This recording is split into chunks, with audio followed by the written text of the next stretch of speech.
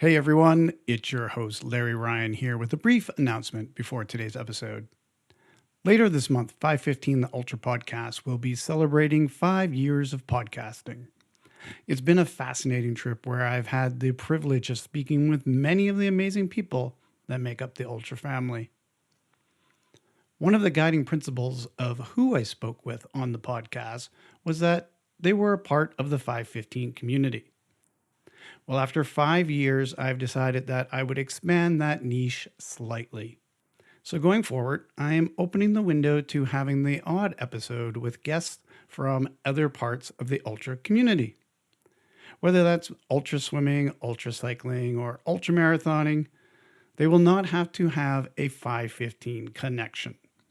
So if you know of some great athletes that fit that bill, please let me know. As of now, this podcast has been downloaded in over 2,500 different cities and 145 countries. I may be reaching 515 niche saturation. So I hope that going outside the 515 family for the odd podcast will help to find a greater audience. As always, you are my best advocate for reaching new listeners, so please tell your friends to listen and send them some links to episodes that you think they will enjoy. There are now over 110 episodes available for free in the podcast library. So happy 5th anniversary to me, and if you've been along for the ride, to you as well. Let's get on to today's show.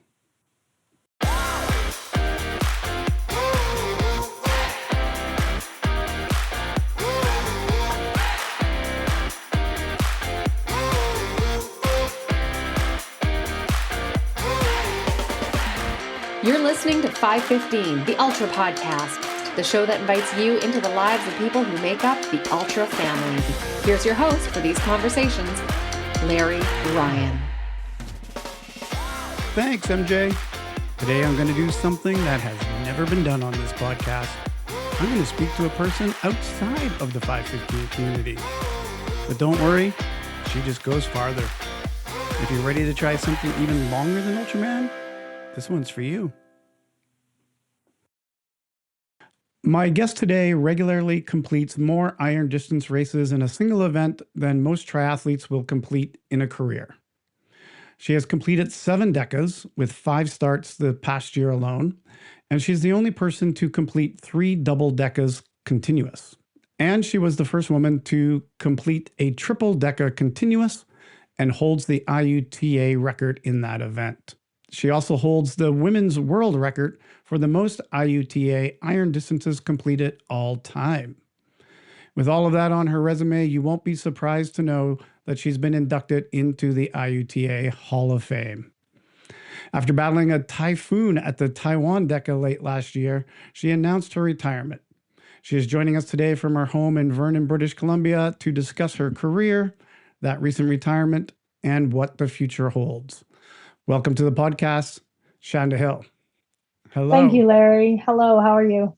I'm well, thank you. Thanks for coming and doing the podcast with us. You betcha. So I mentioned all those accolades and things that you've accomplished. After all of the events that you've competed in 2025, which we'll get into in a few moments, what is that record standing at for the most iron distance triathlons completed all time? Oh gosh, I'm at 175 right now. 175. Amazing. And in 2025, you set out to complete another record for iron distance races in a single year, which is why you had so many DECAs in 2025. What were you aiming for the 2025 year, and were you able to get to that number? I was initially I had 4 DECAs initially planned, a double, a triple, and the double and the triple I DNF'd. I don't think I'm cut out to do short distance races. And then halfway through the season, Taiwan added a DECA on at the end with the IUTA race calendar. And so the goal was to hit the 50 by doing the DECAs alone. So kind of changed a little bit from having an initial 45 to, scrapping the triple and the double and going for going for the 5 decas in 1 year. That's incredible. And the fact that you call a double and a triple short, that's also incredible. Yeah. It's relative in the whole scheme of things, but it's a whole different animal. I think it's probably the equivalent of a marathon runner going in and doing a 5K, and it's a completely different program. Mm-hmm. Yeah. Well, I'm sure most of the people listening to this podcast are familiar with these various distances that we started talking about in the introduction. But just in case, can you describe what a DECA is and what are the total distances covered in that? Okay. So a DECA in the continuous format, once the clock starts, it doesn't stop. And you have the equivalent distance of 10 full iron distance races. So that would be a 38-kilometer swim, 1,800-kilometer bike, and a 422-kilometer run. Right. Yeah. And in the DECA format, you hold the record at 225 hours, 10 minutes, and 25 seconds. Does that sound right to you? That was set in Colmar this year. Yeah, amazing. And in the triple DECA, you also have a record of, and I can't even believe that this is a number, 974 hours. What does that equate to? How long were you doing this race? That's 30 times iron distance. 40.6 days, Larry. And in that, are you running that? Was that one a continuous as well? Was it a continuous clock, or was that a daily, or was it broken up in some other format? That was a continuous. So the swim is 114 kilometers. The bike is 5,600, and the run is 1,256. and usually these types of events are done on smaller courses, right? Where they're doing a lot of loops. I think that is the thing that shocks most people the most when you tell them about it is, the bike was just over 7-kilometer loop and then had 40 meters elevation gain, just over 40 meters elevation gain per loop. So our total climbing was something like 1.5 times Mount Everest, but we had this like absolutely miserable little hill. 40 little, meters at a time. Yeah, 40 meters at a time. And I think the bike, don't quote me on this because all the numbers after a while blur, but I think the bike was about 18 days. And the most shocking part of that was my body seemed to adjust to it. And I was actually logging more miles at the end, towards the end of the bike, than I was at the beginning. And that's one of the most interesting things that happened during Italy, during the triple DECA. Wow. Yeah. And you can correct me if I'm wrong. Are you also the only Canadian to be the IUTA World Cup champion? I don't know if any Canadians have ever hit that in the past. I haven't gone into the archives and looked. Currently, in the time I've been racing, as far as I know, yes. But And you did that in 2017. 2017, and I just got the results yesterday that I was again this year the Canadian. Yeah, I was going to say, and you must have gotten it for 2025 as well. My one of my chief competition hails from France, and we kind of go back and forth all year long, egging each other on. Yeah. And I just found out that he's a very, very consistent racer and really strong in the run section. But I came out with 1,400, I think, and 35 points, and he came out with 1,433. Only because I had the world record this year. Even though he won all of his races, I got more points for having a world record. And so I just can't imagine how excited he'll be to look at the points and yeah. Technicalities. Yeah. So, yeah, I just found out about that yesterday. Oh, that's fantastic. Congratulations. Thank you. Yeah. Um, can I ask you what kind of job do you have that allows you to take this much time off and still pay for all of these races that you compete in? Oh, it's been such a struggle over the years, and there's so many hours I've worked, and I landscape and I work at a second job called Rancho Vignola. They're an importer for dried fruit and nuts, and it hasn't been easy, Larry. There's Yeah. been very, very many ways to try and be creative, and in the end, Jax, who was running my website and doing all of the media side of things, he set up a fundraiser, and that made a huge difference this year, allowing people to pitch in and support and not come back from these races as much in the negative as I have been in prior years. Hmm. But oh, Larry, it's never ever been easy. But my only thoughts on that is the harder you have to fight for something and the more hours you have to grind for it, the the more motivation you have when you get to a race and you just Hmm. dug in tooth and nail to get there and put Yeah. everything in.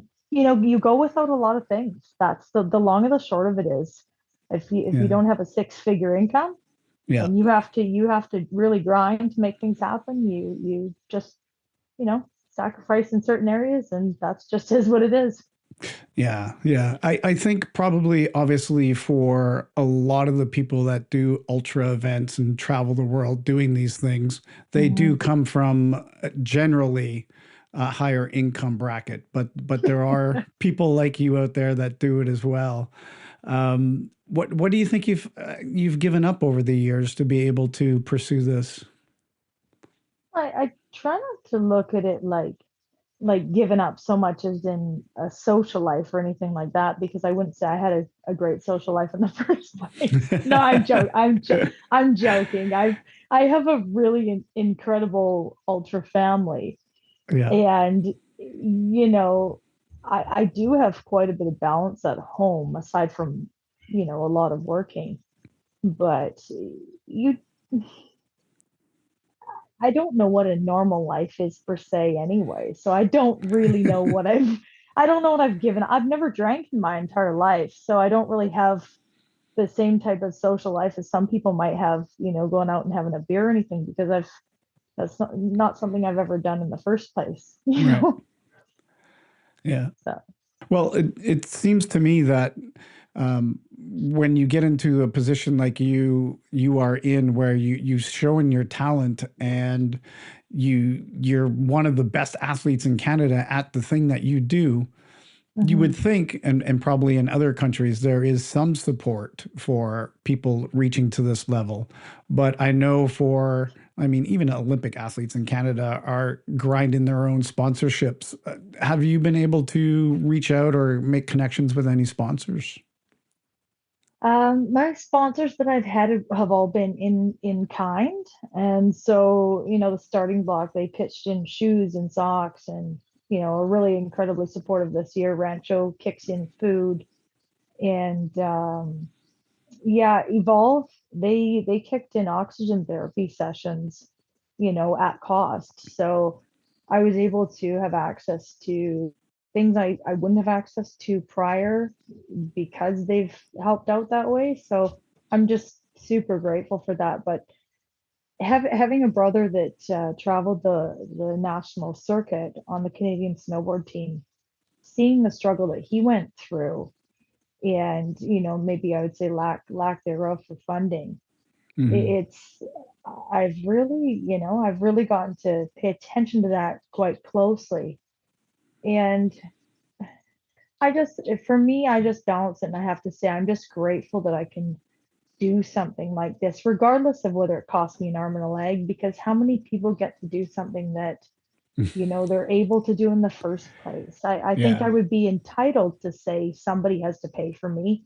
Maybe there is issues with lack of funding, but can everybody afford to be paid for to do something they love? I think that would be very entitled of me to say that somebody should be paying me to do it.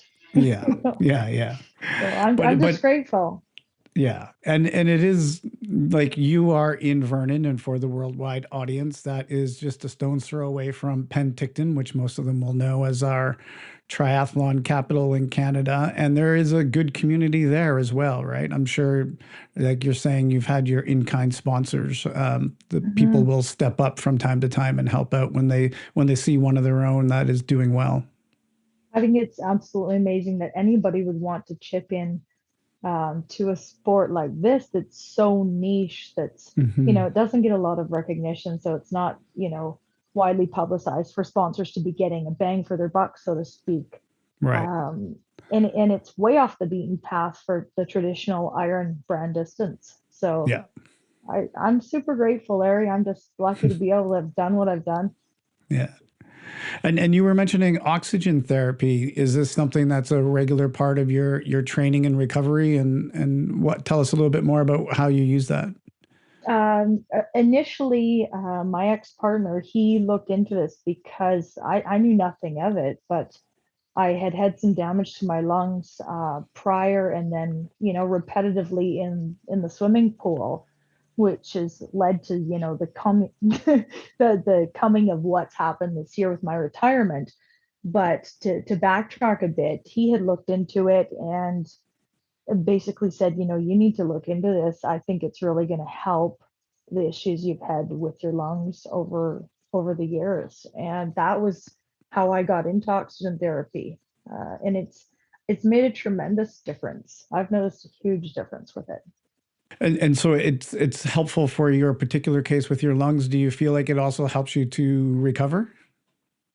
It's made a huge difference in my recovery. Hmm. If anybody can have access to it or are able to get, you hear a lot of people that are struggling with a number of other health issues, not related even to lungs, Hmm.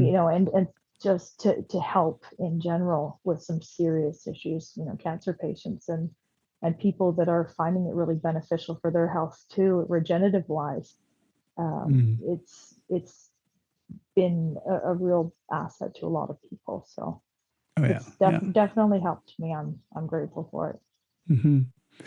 And when doing my research on you, I found out that you also suffered from a traumatic brain injury previously from a car accident. Do you feel like maybe that's even helped you out a little bit there, or are you of the mind that well, my brain is what my brain is at this point? Yeah, there is there has been some research mentioned, which I won't quote, Yeah. mentioned about the blood-brain barrier and oxygen therapy and how it contributes to helping.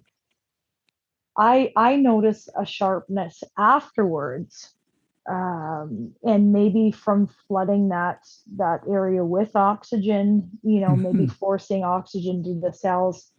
I noticed that it's really helped, but it's also I get the same type of benefits from ice water swimming, Okay. and that to me is really fascinating because that's oxygen deprivation. So very, very interesting, but also extreme uh, reduction of inflammation from the ice water in the brain area. So my speculation is that would be contributing to the flush of oxygenated blood, rushing to your heart from your brain when it's put in a stressful situation like that. Right. Yeah. Oh. Speculation though, Larry. Well, we get a sample of one to prove it.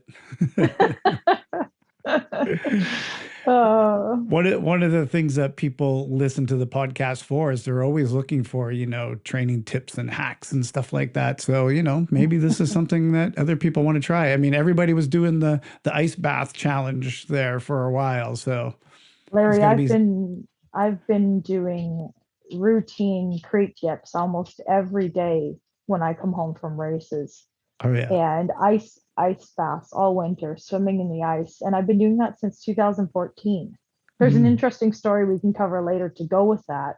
but I'm going on, almost 10 years, just over 10 years of going in the ice water and doing cold water therapy.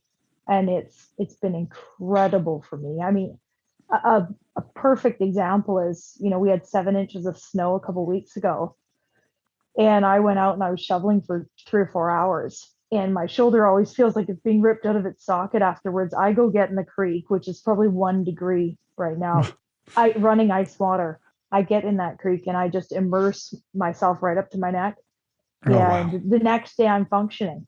So there's no denying, for me, it's been a real asset. Yeah. Yeah. Mm-hmm. Well, let's take a look at some of these races you've done this year. I want to hear about these different events, and I can't believe you were able to squeeze this many events into one year when you're doing, DECAs. You opened the year in South Africa at the Mm-hmm. Ultra Tri South Africa DECA. You were able to grab first place there. And this was, I think you mentioned it earlier, this was the first time they added a DECA into the Ultra Tri event there. Is that correct? That was the first time that South Africa has hosted a DECA event ever. Yeah. Yes. And I know that if I'm got my research correct, Retha Russo was the race director. Is that correct? Yes, Rieta. Rieta, sorry. Yes. I actually I met her in Penticton at the 520K Canada. She came there to race, the race that the legendary Steve Brown puts on, or was putting on, after he left the Ultraman brand. Yeah, so I had an opportunity to meet her. What was it like, racing in the heat of South Africa? I believe it was hot at that time of year down there. Well, now that I've been to Brazil later in the year, and to compare it, both having such high temperatures, I feel really grateful for South Africa in retrospect, because it was so dry. And knowing what I know now, comparing that to a very humid climate of Brazil, I was spoiled rotten, because if you put your clothes out to dry, 15 minutes later, they are dry. So, as far as the laundry situation, you don't even have to visit facilities. You could literally just scrub a dub, in a bucket, hang it out to dry, and 15 minutes later it'd be dry. But if you look at the photos, as far Mhm. as it being super dry, you look at the photos when I finished, I look like I'm 55 years old. Like, it dried me out into a prune. Oh, wow. It's insane. I look like I aged 20 years over 14 days. It's Do you okay. have any special memories from that race that you'll take away and have as the thing that you know about that race? South Africa, the sunsets were absolutely incredible. One of the most memorable moments that I've never experienced like this in BC. It was absolutely, we had a torrential rainstorm, and at least 2 to 3 inches of rain on the road. Oh, wow. And myself and Blaine, one of the other racers, were the only two out on the track. Everybody else went into their tents.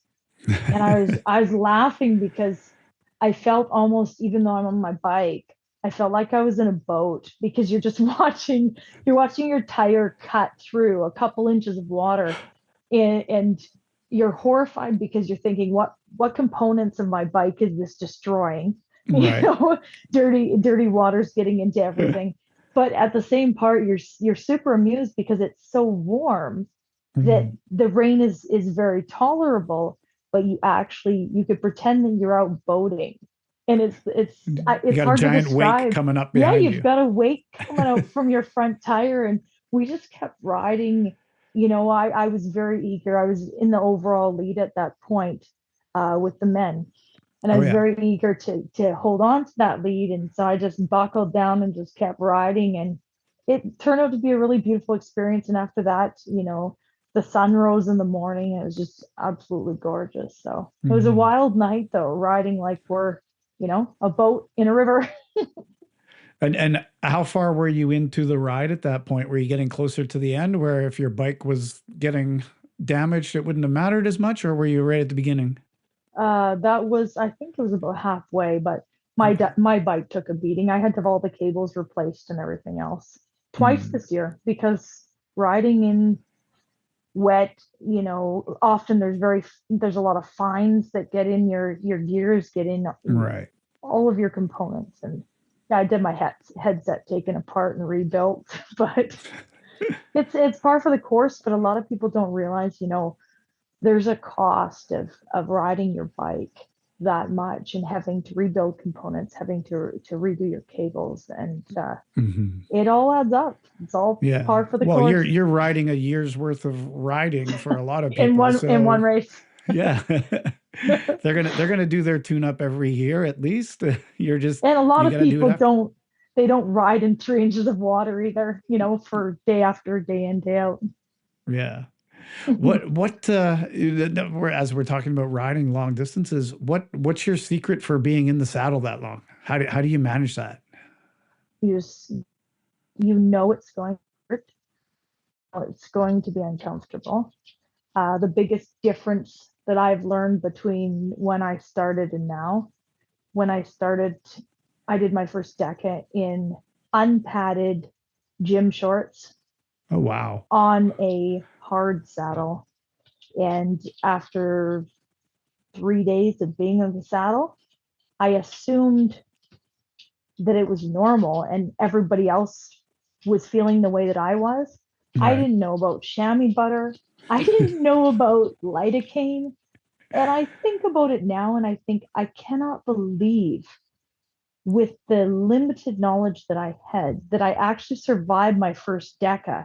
knowing what I know now and knowing, how I survived that first DECA. I just assumed that it was normal to feel like chopped liver, and that is not normal, Larry. Yeah. Well, So what kind of saddle do you use now? I bought a padded saddle off of Amazon. So I ride on a padded seat. Okay. And let's let's not joke around. The difference between day 1 and day 6, day 10, day 18, like in Italy, Mhm. 18 days on your seat is going to suck.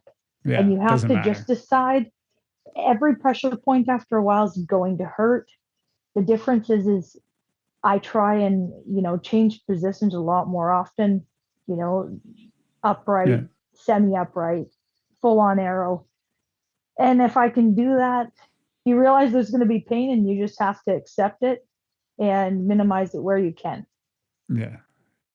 Do you tend to change your setup during a race to change your geometry? Like, do you move the seat? Do you move the bars at all, or do you just change within the setup itself, the where you put your hands? The only thing that I've ever done is change the height of my seat. And that was simply because Leah Goldstein mentioned to me, she said, "You look like you're a little bit high." And I hadn't factored in, the cushion on the extra padded seat that I'd added in. So that made a bit of a difference, but that's the only thing I've ever changed. Oh So yeah. yeah. And what are the rules around using different bikes when you're in these races? Is that allowed, or do you have an emergency bike if something goes wrong? How does that work? Um, every race varies. A lot of riders, like in Europe, if they're driving to a race, they'll bring a secondary bike. We wear a chip around our ankle, so if you were to switch out to another bike or a backup bike, it wouldn't make a whole lot of difference. Yeah. Um, but I typically have one bike, and then sometimes race directors will have a loaner bike. Back when I started, I went to Mexico in 2017, and the race director had a really incredible bike mechanic there. And if you had a flat, he would ride out, he would give you his bike and just, go. And he would take your bike back and fix it. And then as quickly as possible, get you back on it. So, Oh, great. yeah, I mean, every race is different though, it just depends on what the race director can offer. But Yeah. yeah. Yeah. Well, let's move on to your second race of the year. You Hmm. had like what, just over a month in between these races. You started the beginning of May for the Brazil Ultra Tri DECA again. getting a first place. Congratulations. Can you tell me a little bit about how that was? How was the weather down there? You said it was even hotter. Did you get some tropical rains? What was it like? And do you have any memories from that race that you're holding? Mm. Every race is so unique, because you face, whether we had absolutely wild climbs in South Africa, a lot of elevation, and then we go to Brazil where the course is the first course I've ever ridden that is a triathlon only course. There's nobody else on it except the racers. It is a one-way, course for the most part, and predominantly flat except for some fairly sharp curves. So you got to be paying attention when you're tired out there and racing. But yeah, it's the facility in Brazil is absolutely incredible. Nothing like I've seen anywhere racing before. It's all fenced off. I think one of the guys saw a capybara once that got onto the course, but for the most part, no wildlife even. It's very tri-specific. The pool is maybe 50 meters from where the bike course is. Oh That's yeah. that's unheard of. And the run course is just over a kilometer, almost right next to where the bike course is. So Excellent. Brazil had rainstorms, not a lot, but when it rained, it really poured. And it's really Yeah. unique because if you put your laundry out, to hang out to dry on the fences, you've got to get it back in real quick as soon as it's dry because otherwise everything's just going to be wet the next day. Yeah. But it was Brazil was a really incredible race. I hadn't set out when I got there. I hadn't set out to try and take on the world record at that course. The current world record, I think it was 248 hours, and I ended up getting towards. I didn't want to focus on numbers. I wanted to focus just on my race, Right. do as well as I could. My ex-partner was there crewing. And I said to him, when he mentioned numbers, I said to him, "Don't talk to me about anything till the last day of the race." And I said, if I am feeling good, or in the last day or two, if Yeah. if I can push, then we'll talk about numbers. But don't ruin my race because I don't want to focus on numbers. I just want to do the best I can. And Yeah. I had scheduled about 3 hours of sleep every night on the run portion, and it's getting down to the last, I don't know, maybe 150 kilometers. And he says to me, he says, "I think you can do it, but you're gonna have to maybe not sleep tonight." And I thought, oh well, I'm this far in, I might as well, and Right. so Yeah. and so when it came down to it, the final push was on, and I was able to take on the current world record at the time. So when I decided to really go for it in Colmar in France the next month, Right. that was to try and beat out my own time in Brazil. That's awesome. It was never about numbers in the first place. It just, Yeah. if you're in good enough shape and you think you can do it, then why not? It just happens. Yeah. Yeah. Yeah. Yeah. So, just picking up on what you were saying there about your strategy of sleeping, what Mm. have you done over the years? How have you developed your race strategy for approaching sleep and whatever recovery you can get, and obviously nutrition too? Like, what are the things that you do in these big races, and who did you learn from?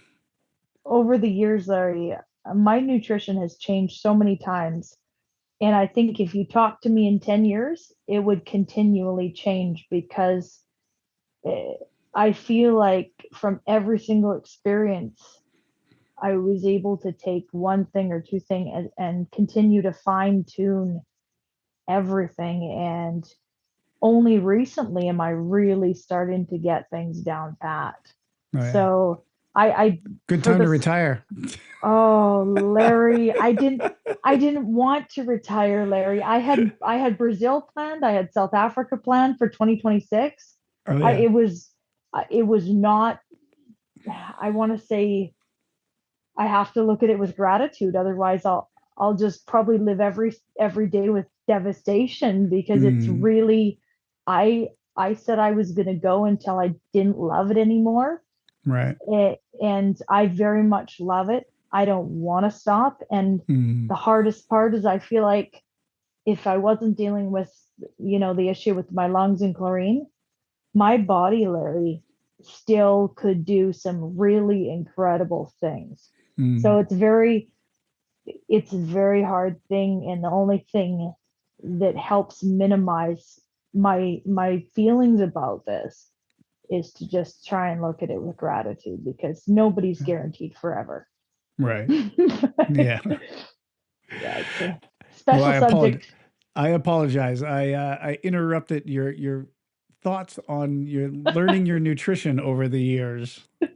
Instead, you got a race retirement ranch. No, Yeah. I was trying to save that for the end of the podcast. you can cut and paste. It's all I good. will. I Um, probably will. one of the most interesting things of late, and especially in the last, 4 decades, for the swim part, it can be a real struggle. A lot of people deal with digestion issues, acid reflux issues. You're in a position where you're horizontal, and it's go go go go go, and also whether you like it or not, if you're a crappy swimmer like me, you have to make the most of every moment. And time management becomes key because there's never been a chance in my entire career where I could outswim any of the good swimmers. Mm. But I could mitigate the damages by having really good time management. So I developed kind of a foolproof way for my body to deal with the swimming, and that was when you're in water for a long time, it doesn't matter how warm it is. At some point, when you become in caloric deficit, your body temperature will drop. The long of the short is your body's 98 degrees, and the pool isn't 98 degrees.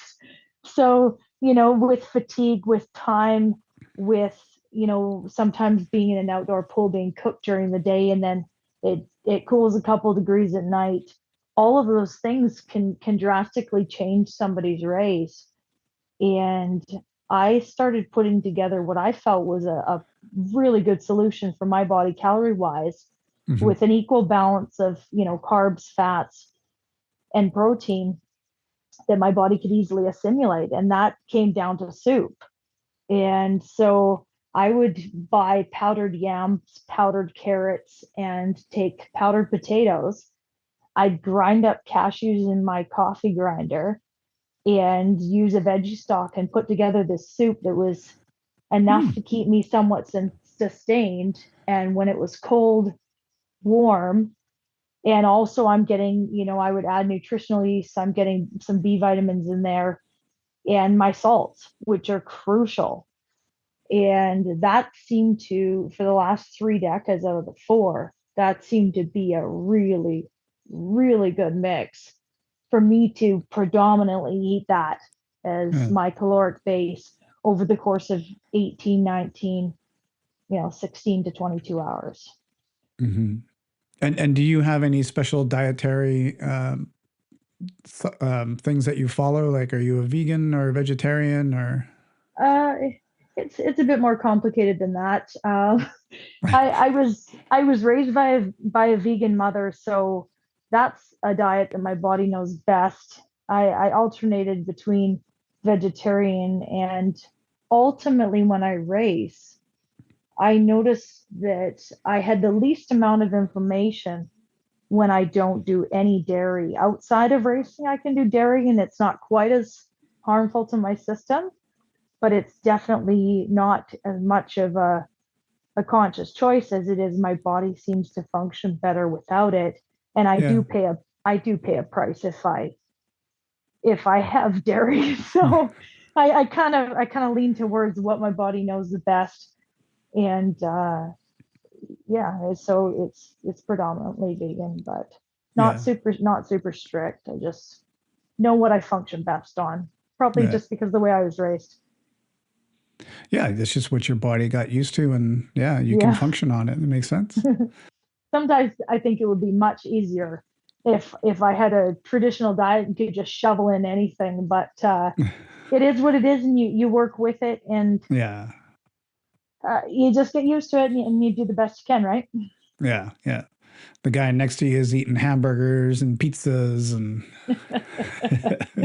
Cheese will really hit me hard if I have cheese during a race. So oh yeah. I just yeah, I try not to.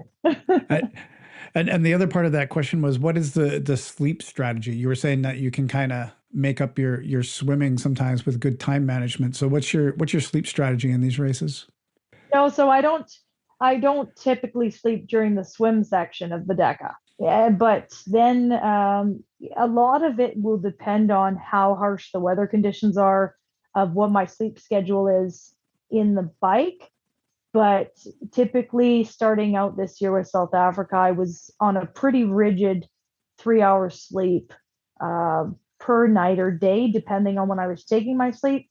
And then sometimes, if I was really tired, a really short nap. But that's one other thing that the oxygen therapy treatments made a huge difference, because when I started racing Decas, I was sleeping 6 hours a night and I could not function on less than 6 hours a night. And then as my racing career progressed and I started doing oxygen therapy, I was able to get my sleep down to 3 hours a night consistently at every single DECA. So Mm, a lot of time there's so many varying factors, but typically the hours, 3 a.m., 4 a.m. in the morning is when it's coldest at most races.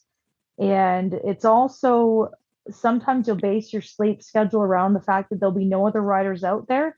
Because when mhm. there's no other riders out there, a lot of the time you don't want to be out there alone, depending on where you're at.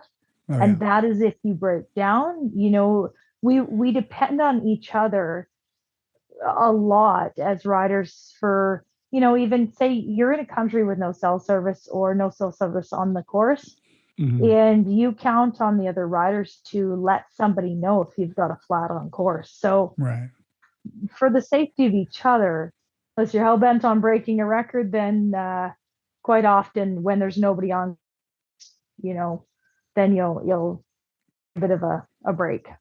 Mhm. A little bit before when we were talking and you were saying that you wanted to be able to do this until you felt like you couldn't do it anymore. While you were in Brazil, you were in the presence of somebody who has that exact life, Mr. Sergio Cordero, who was able to, at the age of 70, complete another DECA. What is it like to be on course with Sergio? Sergio is remarkable in the way that he is so joyful. I don't know if it's because he's just out there and just doing something he loves, or if he loves being with the people, but he's an absolute joy to compete with. Mm, He's always smiling, he's humming away, he's just out there doing his thing at his pace. yeah. And to compete with Sergio is a joyful experience. It's absolutely remarkable. I first met him in Italy, Mm, um, and he's just a really remarkable human. yeah. Yeah. Yeah. He of course has done, I don't know, probably 20 Ultraman events, and does the UB 515 in Brazil pretty regular. I'm not sure if he's lining up to do it again, but he obviously could. He's still got it. Sergio and Rossi are two of the definite legends in the sport. He holds the record right now for 10 decas finished, which right Mhm. at current is the most deca continuouses that has been done, as of Yeah. the date.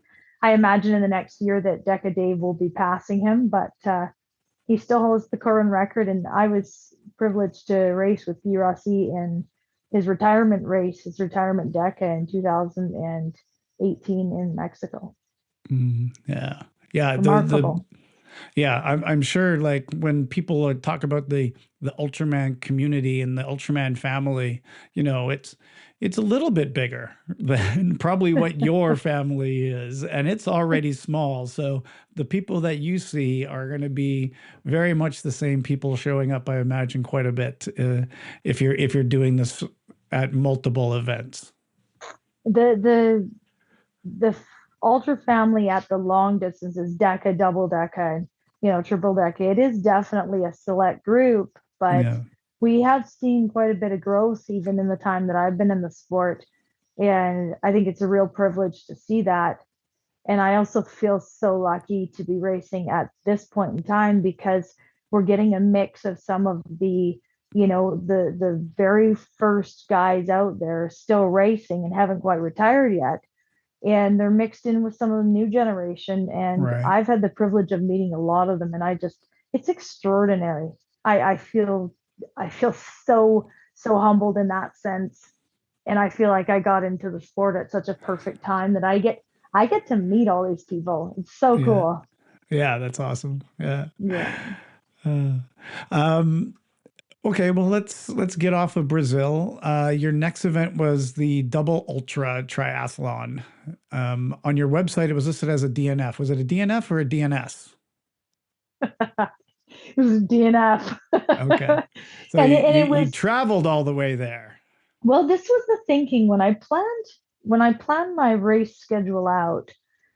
I had never, because you're looking at $1,800 just to travel to Europe on a Right. flight. Yeah. I had never had the privilege of being able to just fly somewhere for a double. It Yeah. seemed it seemed too short a race to put in such a huge amount of money Yeah. and then turn around and come home. So my whole plan this year was if I was going to be in that area anyway, why not throw that in because it was part of the race schedule. Now, Gotcha. I hadn't planned on it being a DNF either, but Mhm. you came out of my last race, about a week before, and got onto this double, and the bike was going okay. It wasn't a spectacular bike, and I got off the bike and started to have some hot spots in my feet, and quickly realized that as it started to rain, I was going to end up with some major foot issues based on how my feet were at the time. And if I was going to push it, I was going to sink myself for the race that was coming, you know, less than a week and a half after. And Right. unfortunately, the race a week and a half after was a big deal. That was Colmar. I didn't know Colmar was going to be a world record going into it. Hmm. And I definitely didn't know in Emsdetten that was going to happen. But I look back in hindsight and I just think that was a really great decision. And do I have any regrets? Not a single one. I think it was the smartest choice I could have made as a racer. Even though it Hmm. would have been nice to finish a short race like a double, I think it wouldn't have been great.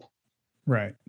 Yeah. Yeah. That's yeah. And just for you, a short race, a double, adding that on as a warm up the week before you're going to do your DECA. That just yeah, that makes sense. That makes Yeah. sense.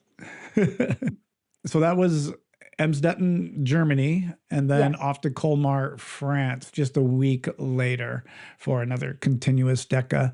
Can you tell us a little bit about what went into making this your record race, and what were some of the other fantastic events that happened while you're out there doing this one? How many long was it in days for you?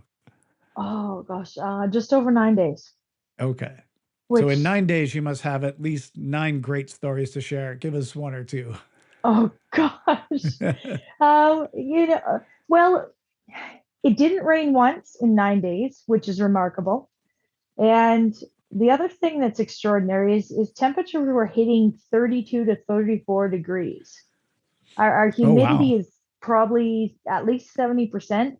So it was hot, Larry. And I didn't know I'm fairly fair-headed, light-skinned. And normally those kind of temperatures would cook me to a crisp.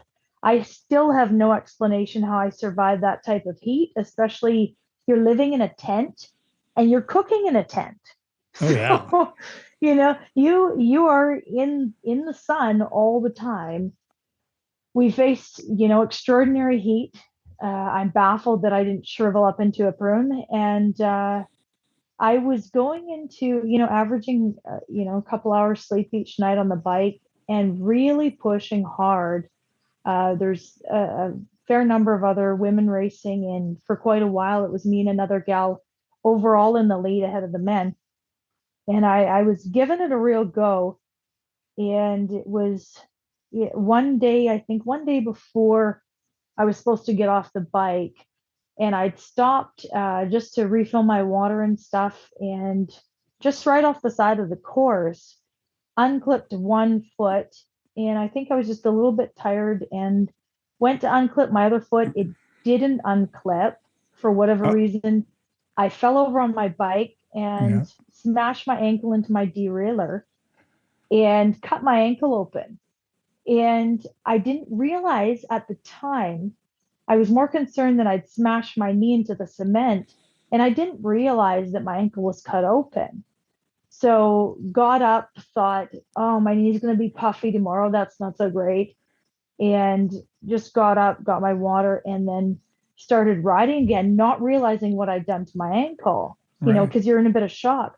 So I rode the next 9 kilometer loop, and I'm thinking, why is there water in my shoe? And I'm not realizing that I'm bleeding into my shoe, and that my ankle's bleeding into my shoe. And the next round, I stopped at the main area where I'd, bailed over, and I pulled my of my skin pulled back, and I can see the bone in my ankle. And I Oh thought, no. this really sucks, but it sucks more because I don't have any butterfly clips and I have to race Poland in 12 days. That's all I was thinking about. I've got another deck in Poland in 12 days. Already thinking ahead to the next one. Well, sometimes you really got to be thinking a lot, period, because so many things can be to the detriment of the next race if you're not, paying attention on this race. Because I'm Yeah. thinking this sucks. So at that point, the race director, heard about what was going on, and said, maybe you should go to the hospital. And I was like, I don't really have time for the hospital, so I'm just going to keep going. And I've got an incredible immune system in the first place. And in Mexico 2023, I had crashed and cut open my knee, and it wasn't even an option for stitches because it was just reopening every time I Right. cycled. So I'd had a bit of experience in the past with my body's immune system, and, clean it up and just go. And it took a couple months afterwards for my knee to actually close up. So I wasn't super concerned about my ankle, but once again, I underestimated that a little bit and kept riding for a while. And one of the other racers there, Jorge Rodriguez, he finally got a look at my ankle. And, I was taking a little bit of a timeout in the gym from the heat. And he walks up and he goes, we're going to put a couple stitches in this. Thinking, oh, great. Oh, great. He gets out his sewing kit because he's a Is surgeon back I in was going to say, Argentina. is he a doctor? He is. His stories are legendary, and maybe we can get into those. Maybe we can't, depending on the time. But he's just an absolutely incredible human. And right there on the gym floor, he brings out this big needle and he sticks it in my ankle. And I said, "Are you gonna wait?" Like I didn't feel anything as far as numbing. And I said, "This is all on video." I said, "Jorge, you're gonna wait until the freezing takes effect?" And he's like, "Nope." And he pulls out his needle, and literally, probably from the time he did the first stitch, he did 4 in my ankle, to the last stitch, it was less than a minute. He was so quick, That's good. and he pulled them tight. Time it looked like a bit of a mess. I didn't know how it was going to heal, Yeah. and it's pretty special looking. But he did them well enough that they didn't just last me another day on the bike. They lasted through 422 kilometers of running after Oh, that, wow. which is ridiculously impressive, considering it's right in the area where my socks and my side of my shoe rub on my ankle bone. Oh yeah, So yeah. a That's bang up job, and kudos to Jorge for that. That made that race really special. It was yeah, of a little course, bit yeah, extra painful because my ankle was always throbbing when I was running, and it was throbbing when I was trying to sleep. yeah. But definitely gave me a sense of urgency to try and finish it because I wanted to get off that ankle, ice it, and do what I could because I had Poland coming up, you know, A not week later. just over a week later, and I had to get back in the pool. And the quicker I could get that dry, the quicker I could get, alcohol in it to dry it out, the Right. better off my chances were of not having an infection going into Poland. So Mm, jeez. And how much was Jorge's bill? Jorge did this absolutely free of charge, but I'm probably going to owe him a one-way ticket to Canada someday for a visit. He's incredible. He's incredible. And so like you probably have another record right there for just doing back-to-back decas. I'm guessing it's essentially back-to-back decas. You jump over to Poland and you're into the next one right away. Uh, You know, I hate to say this, Larry, but it's all a bit of a blur. okay. You're functioning on not a lot of sleep. You're Yeah. trying logistically to plan. I'm trying to even figure out how I got from France to Poland. I think I drove with one of the other racers, Mark. He Oh gave yeah. me he gave me a lift. Or no, was it Brad? No, it was Brad. I think Brad gave me a lift. Yeah, Brad who? it's Brad Kelly. Brad Kelly. Um, Also on a super mission this year. Him and Gustavo Vieira. Gustavo started racing last year and did a double and comes out of the woodwork and does 3 decas this year. That's extraordinary. So He's that's a very proven fast acceleration.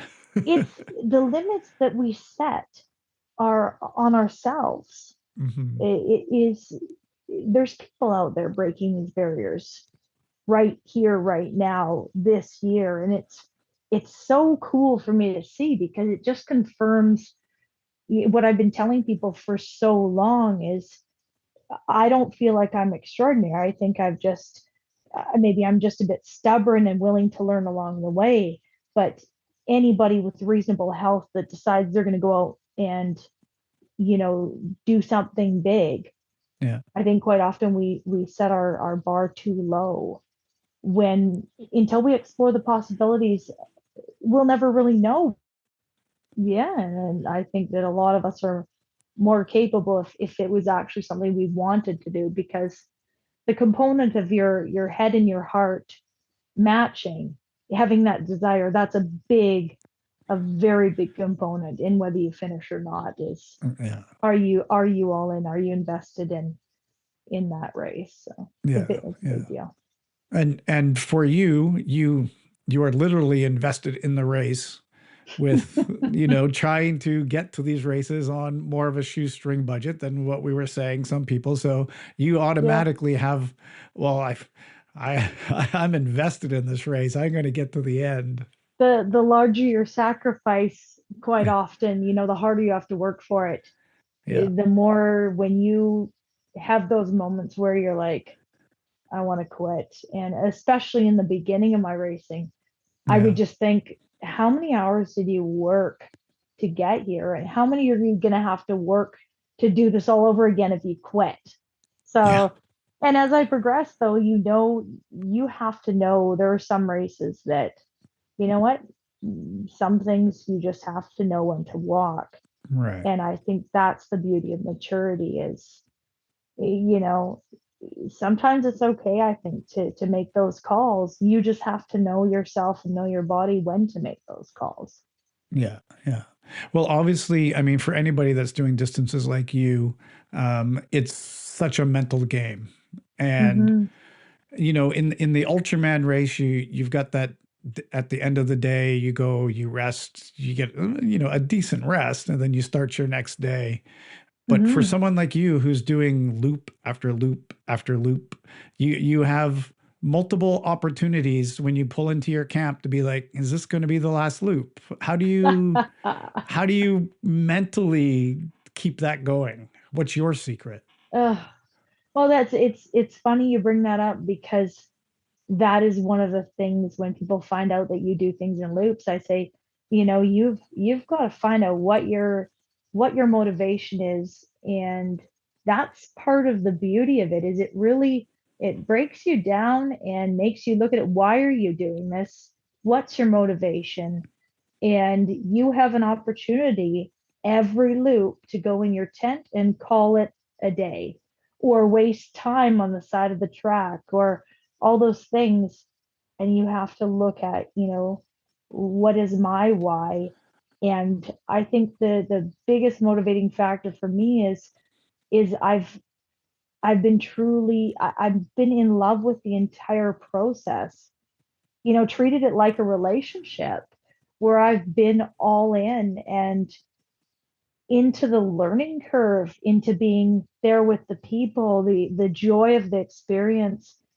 And part of the fact that you can have plan A, B, C, and D, and plan F will have to come up at some point because sometimes nothing that you plan for works. So a lot of the Yeah. time, as I progress in racing, I've given up on any plan and I've just gone with it because that's actually the easiest route, is to just roll with it, because Mhm. so many things in South Africa at the beginning of the year, I've never lost a toenail racing. It sounds absurd, but I've always worn shoes that are 2 sizes bigger, and it's proved really beneficial.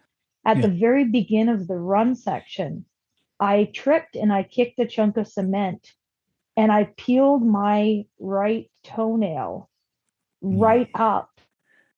And I almost thought to myself, it's like you almost had it coming because you haven't had any toenails fall off prior to this, and it almost serves you right. So that toenail reminded me the entire race that you know are you want to throw in the towel now, or you just, it's going to keep bleeding anyways. What's the difference? It's going to feel crappy anyways. Right. Just keep moving, just keep Yeah. moving. How many times have you posted photos of your feet online? It's an ultra thing to do. Ah, I try not to disgust people, but there's one memorable video in 2017. Um, we can't go much into the story because I think that I have to tell you the rest of the story for it to make sense. But Okay. in Mexico 2018, my feet were pretty trashed. And there's one gross Instagram video that was posted in. I think I toned it down after that. So Yeah. Um, so the Poland race. mhm. How does that one end up for you? You're in first place again. It's been a good podium year for you. Were you in contention with the men in that one as well, or how did that race unfold?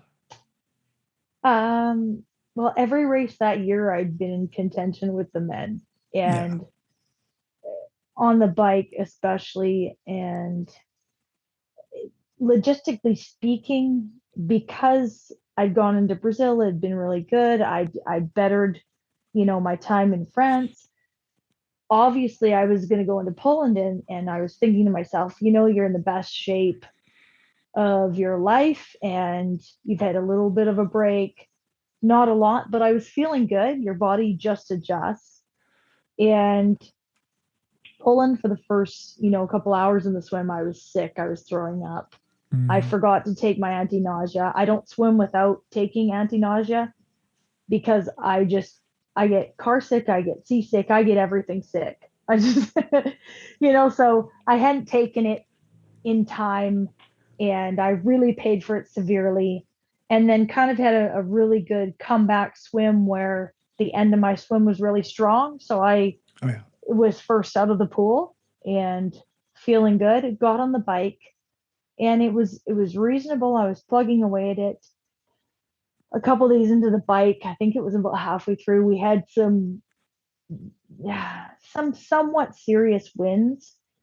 Looking back, I think I can pinpoint exactly what happened. Um, my position on the bike, I kind of shifted to try and compensate for one knee that was feeling a little bit, you know, like it was taking wear. Oh yeah. And then I did something that I look back and I just think, what were you thinking? I I didn't switch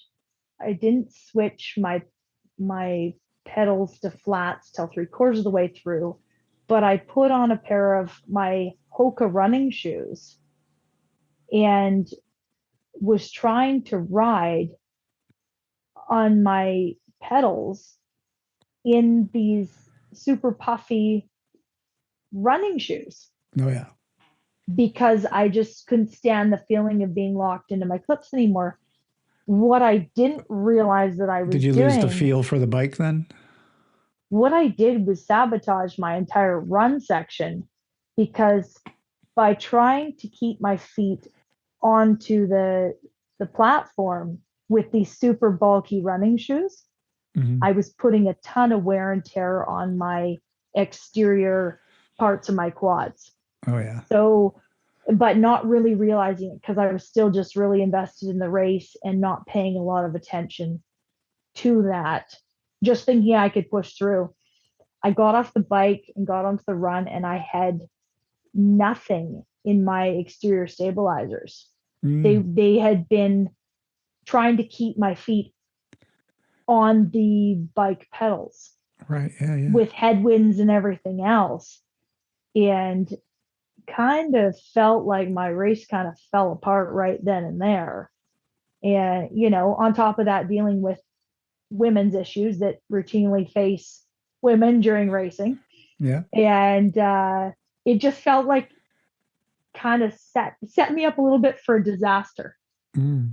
So I had almost a day where I just kind of sat it out and said, I got some serious things I need to deal with right now.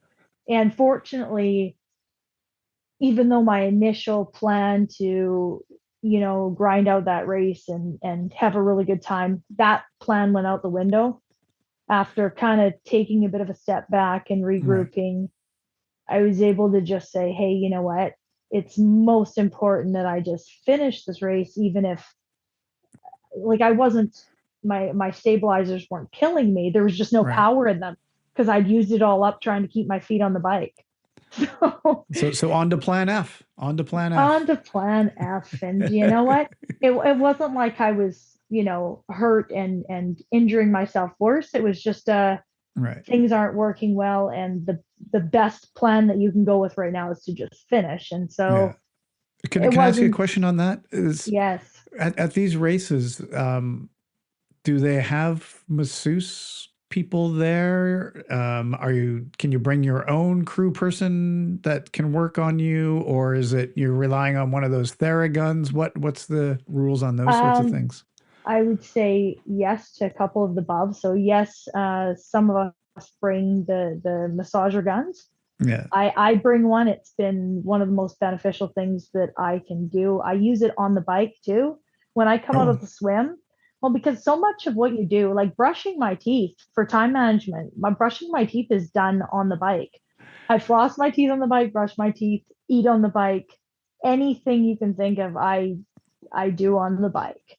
yeah. And so even using the massage gun, when I get out of the pool and onto the bike, my neck will be super cramped up and I'll Right. do, 4, 5, or 6 rounds just trying to release my shoulders. I could stop, and quite often the race directors do provide a massage therapist. But when you're on the clock and you Hmm. stop, that's to your detriment.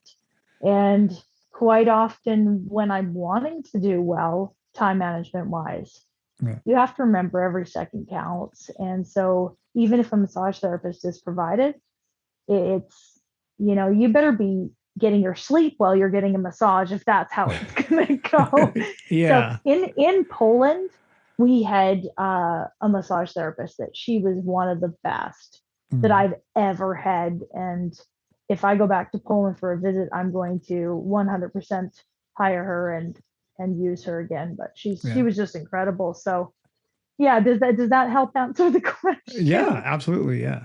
Yeah. Yeah. So And even though you had this one disastrous day, you're still able to pull off a first place at this race. yeah, I mean, yeah, the rest of my time management was okay. Yeah. So yeah, but the times when you push through and have races that are extremely difficult, even if it's not a world record time, those sometimes become the most meaningful races because it's in those low times that you're with the other racers and you're able to hear stories, like some of the most incredible stories come from Leah Sterkuic. She was, under the communist regime in Romania, and her story is extraordinary of how her and her husband escaped Mm. and now live in the United States. And if anybody could look up her story, it's Leah Sterkuic. It's just such an inspiration to me. And anytime that she shares, I'm just in awe. I'm thinking, this woman is such a powerhouse. And it's those times when you get to, spend time with the other athletes Right. and hear their stories. And to me, that's the most inspiring part of racing, hands down. Yeah. Yeah. And in one of these races where you're racing multiple days, how much time would you spend with another athlete on the bike or on the run versus out there on your own? So much of that depends on what your schedule is versus what their schedule is, and also what wattage you're pushing. Mm. What amount of kilometers per hour you're going. Typically, I will spend a lot more time on the run course with the other athletes than I would say on the bike Right. because a lot of the courses there's no rooms to safely ride side by side, and we're not drafting on any of these races. So a lot of it is on the run course of it. And Yeah. whether you're walk running or sometimes you just have other racers that pair up well with the speed you're going at that time. Yeah. And that's when you can, really get to hear some of their stories or share with them or, and it's quite beautiful. Mm. We will be right back. Coming up on the next episode of 515, the Ultra Podcast, I speak with Matt O'Brien, who will be competing at the Australia in May. Matt's life changed after he had a harrowing experience on a sinking boat in the ocean off Australia. Here's a quick clip from that story. It's hard to explain. I think it's a mixture of quite a few things with, quite a few emotions, I guess, in there as well. But I can very distinctively remember, so the boat was floating bow up. So I was kind of standing on the windscreen, looking up in water, kind of up to my chest. And I can remember like looking up and the helicopter comes down above us and, the crewman's winching down or the paramedics winching down.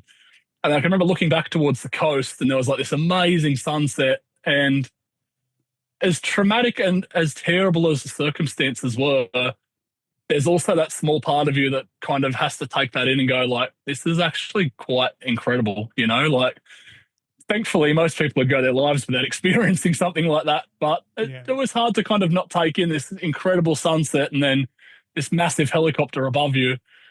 And then, a couple of months later, I decided to take some time off work. So we actually built another boat and fished another season. And then I took a bit of time off work and did a lap around Australia. And I got maybe a month, 2 months into my trip and I just thought, I want to go and try and do that for a job. And that was, wow. Yeah. So at the time I was still probably 150 kilos, zero exercise, just, in my dual cab Land Cruiser traveling around. And then, That conversation with Matt O'Brien will be on my February 6th release, and he is going to be the athlete in profile for Australia, which is coming this May. And now, back to my conversation with Shanda Hill. We pick it up with her heading off to another race in Europe. Let's keep continuing through this journey of Europe. You spend another couple days resting, and it's right back into a triathlon triple back in Germany. So I know this was not one of your favorite races of the year. What happened in Germany? Heading up to Emsdetten, that was the race is incredibly well run. Yeah. If anybody could go to Emsdetten, I would recommend it if you want to do a short distance race. But I can't even on short distance. I can't tell. I say to myself, what were you thinking?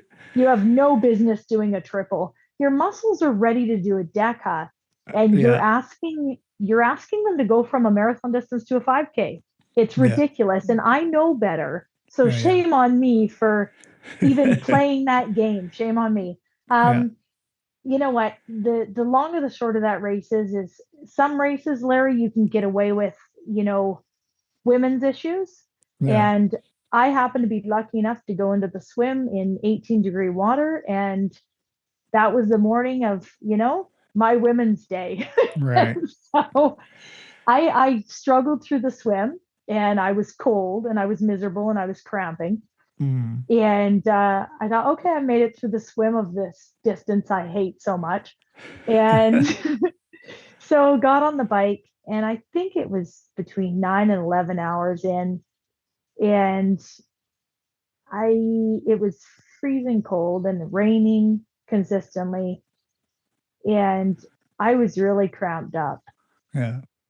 And I just looked in, and I was like, you know what am I doing this? Like, I really you've finished 4 decades. What are you thinking? You have nothing to prove. You have nothing to prove whatsoever. And I just called it a day and went on to help crew for some of the other athletes, and really ended up enjoying that race.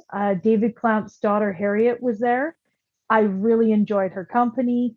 A couple other of the athletes were still competing, and I helped make the mags and sound and went to the bakery every day and bought fresh croissants, and it turned out to be a really magical experience. So I don't have any regrets, even though the situation was less than enjoyable as far as racing at the time. Yeah.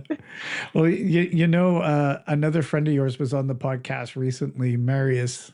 And he had a very similar story where he pulled out of a race and just enjoyed riding through the countryside anyway at his own pace and his own course. And he said that was just as good. Marius is one of my favorite athletes out there competing, and is as hard on me as any other competition I've had. But him and his wife, Aniela, they have made competition so joyous, and she has pitched in and helped out cooking for other racers. She's not just babysitting him at a race. She's being a mommy to the rest of the racers too. And just a really, really extraordinary couple. I've had nothing but incredible things to say about them, and really great times with them. Yeah. Yeah. And of course, your last race of the year in Taiwan, he was there as well, because I spoke to him just before Taiwan. And for the people that listened to that episode, it was episode 1 of the season 8. He talked about he was going to do his own unofficial Triple Crown of Ultra Triathlon. And if you're wondering if he successfully completed it, he did. He got to the finish line there and got his own made-up unofficial Triple Crown of Ultra Tri. I heard it was going to be off with his head if he DNF'd that race.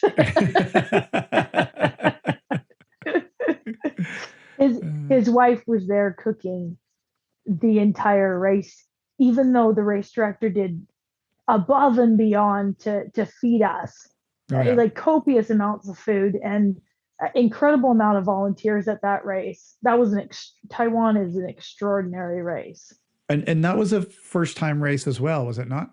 It sure was, and the uniqueness of that. Ming Yi is the race director, and in his 60s, he finished in 2023. He's done quite a number of races with me, but he finished within the cutoff times a double deck in Mexico after crashing, smashing his face, breaking his arm, and going to the hospital. He still finished the double decker in his 60s. He's extraordinary. And these are the people that I get to race with. Yeah. How cool is that? Your little cut on your ankle's nothing.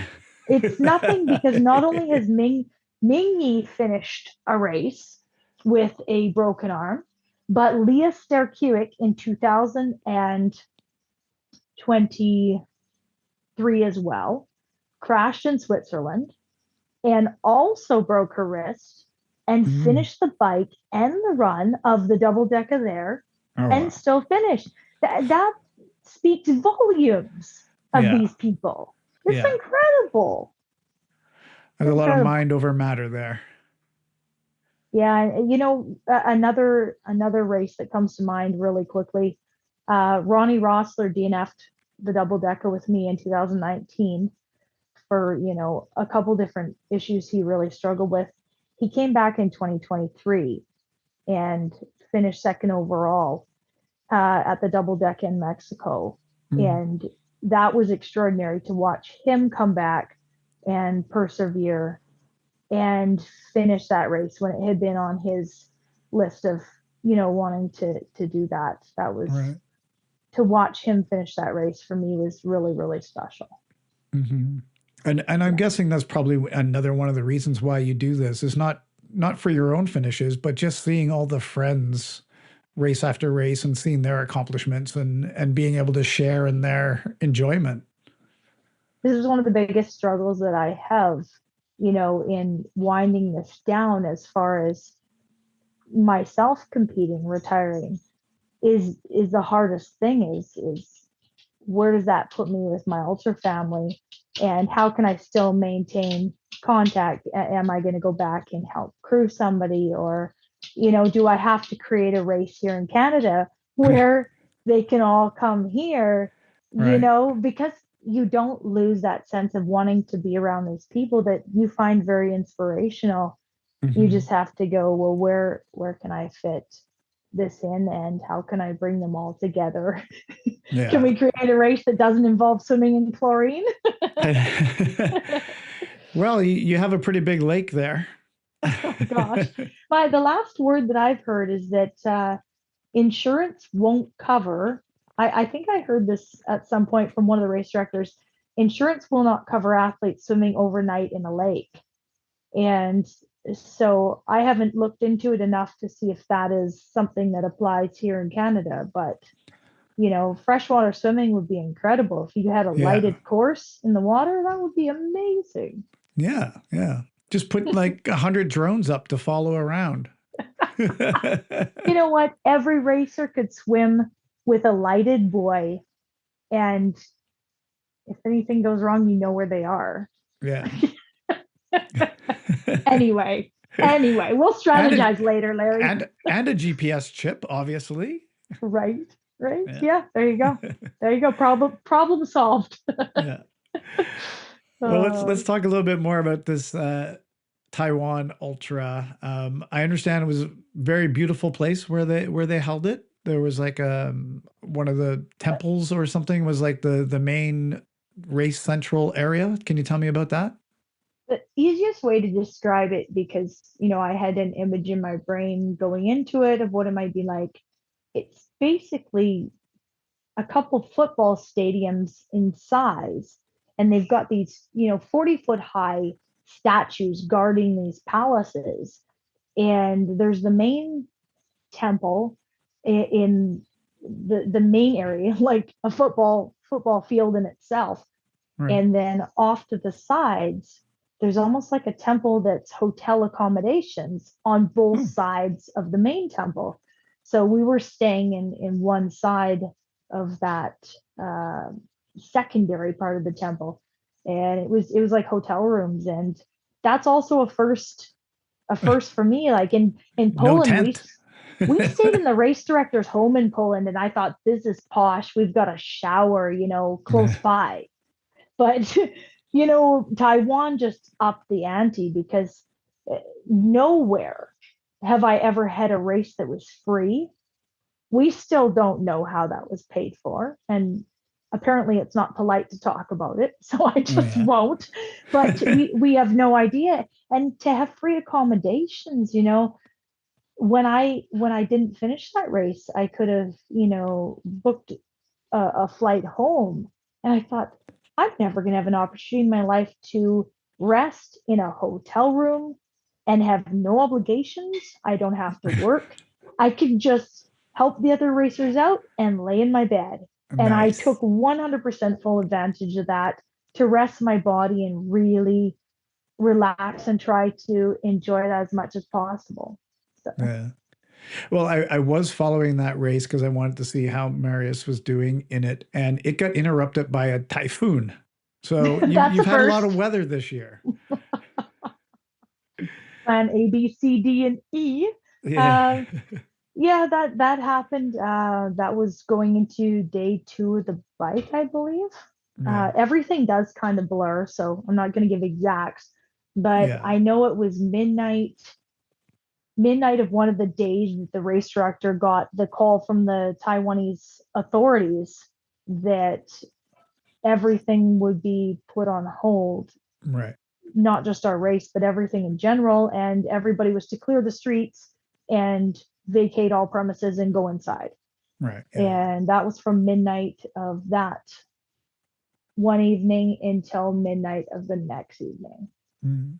So, and that was kind of like a play it by ear for about 12 hours, and then it was finalized, the following day that we'd be going back out on course Yeah. at midnight. Yeah. So. And unfortunately for your last race before retirement, this was a DNF for you. Um, you talked a little bit about it earlier about how the chlorine affects your lungs. Mm-hmm. Tell me how you made that decision to stop that race, and at what point did you put retirement on the docket as well? Was it something that Re- when you finished the race well, you knew? retirement hadn't been in the plan, period. Yeah. I was still hell bent. There's a double DECA this year in Brazil coming up. There's a DECA in South Africa. I had both of those already planned out to be at these races, because so much is planned ahead in advance. So retirement was not even on my radar. Yeah. And going to Taiwan, I done one ride in particular with Leah Goldstein, and we'd ridden to Edgewood and back from my house, which it's a 5.5 hour climb up over the Monashi Pass, heading towards Nakusp, turn around and come back. And she'd said we've averaged 25 kilometers an hour, and we'd done a substantial amount. I think it's 3,000 Wow. Yeah. feet Yeah. each way of climbing. And she said, you're in the best shape of your life. So on flat, I should have been able to average 30 kilometers an hour, no problem. Mm-hmm. My swim was pretty decent going in and should have been around the 19-hour range. My time management was really good. And they had in the pool on top of chlorine, they had these bromine, those white bromine pucks that you put Yep. In the yeah, urinals. you put them in your hot tub too. Yeah. I didn't know why they had those on top of the chlorine, and it was making me sneeze, but I wouldn't say it was any worse than any other pool. I think what's happening is over time and over each race, my body's just getting more and more pissed off, Right. from my initial damage up until now. And my body's getting angrier and angrier. I came out of the swim, and typically I'll have a day on the bike where, we joke that you sweat it out. You're sweating out the chlorine. You drink a lot of water. Your nose runs for about a day. You're sneezing. Your eyes are itchy, etc. All those things, and you're kind of lethargic feeling, because I think it does, affect your oxygen absorption for a little bit. Right. So a day went by on the bike, and I was struggling just to push 23 kilometers an hour. We're talking a perfectly flat course, Right. give or take with wind. There's no reason why I'm losing seven kilometers per hour. You knew there was something wrong. I knew there was something going on. And no matter how much I pushed, even when I did start to feel a little bit better, my nose was running, my throat was itchy, and I was lethargic. And so when the typhoon warning came and we got pulled off course, I thought, great, one day rest. I mean, this is a real benefit. I'm gonna have a hot and cold shower and rest, and we'll be good. And I came back after that 24 hours off, and I was even worse. I was more lethargic. Is all my lymph glands, under my armpits and all in that area was really swollen up and hot. And I thought, have I reached toxic levels and my body is just finally like, no. So I went out on the bike. I thought, okay, we'll give it a little bit. Maybe you need to flush your system out, drink a lot more water, get your lymphatic system moving. Yeah. And I was on the bike for that day. And the next morning, I was like, this is insane. I'm going and I'm doing oxygen therapy. I'm putting all this time, money, and energy into rebuilding my body. And then each time the pool hits me, and it's hitting me worse and worse each time. And when's this going to be enough? And so I thought, I know you're not supposed to make knee-jerk reactions, because a lot of the time you're fatigued, you're tired. But I was coming off a 24-hour break and still not being able to hit those numbers, and thinking there's something really wrong. So I continued to bike, pace myself, and I really thought about it. And I thought about it. And I thought, I'm going to have to make some hard calls, and I don't want to make these hard calls. So rather than I didn't say anything to anybody. I just took my bike and I went back to my hotel room. And normally what I would do is, phone Jax, because he does, he's been a great, bouncing ideas off of, but also because he's seen me through all the race ups and downs, and, he gives me some pretty good feedback. And I didn't phone him. I sat there at the end of my bed, and I just sat there and did some hard thinking, and I did a bit of crying. And I thought, ultimately on the end, this is on me. It's my decision to make. And I've got to be okay with my decisions, because that's my call. It's my body. Yeah. And so I sat for another hour on it, and I thought, well, you're going to make your decision. And the only thing that's going to make this decision okay, because I didn't want to stop. I didn't want to cancel next year. I didn't want to retire. But I knew I had to make the best decision for my body. And so I finally picked up the phone and phoned Jax. And it was strange, because he said, that's your choice. That's what you're going to do. Hey. And I don't know if he expected it, but he said, all right, well, he said, then if you're going to make that call, he said, then it's going to be you that's going to let everybody know. It's going to be you that's going to make that call, because he said, I'm in charge of updating and stuff, but if you're retiring, then this has got to come from you. And so I hung up the phone with him and had a bit more of a cry. And then I thought, how can I address this and thank the people that have supported me, and also respect my body, and really be okay with this. And it all came back to, I have to look at this with gratitude, Mm. because when you look at things with gratitude, you can't be hostile. When you look at things with gratitude, you can't put blame on anybody else or anything. You can just look at it. I think it allows you to look at for what things are. And so that's all I could do, and just did the best with it that I could in those, those moments and everything after that.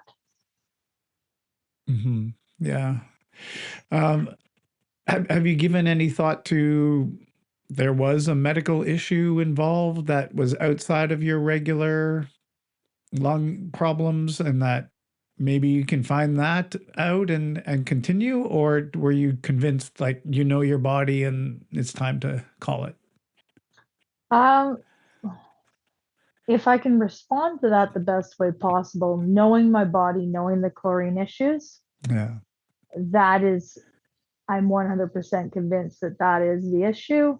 The only reason I could say anything to back that up is because the day after I flew home, I went straight to work, and I still think I had either my crystals in my inner ear were a little bit out of whack, or I had some water in my ears still.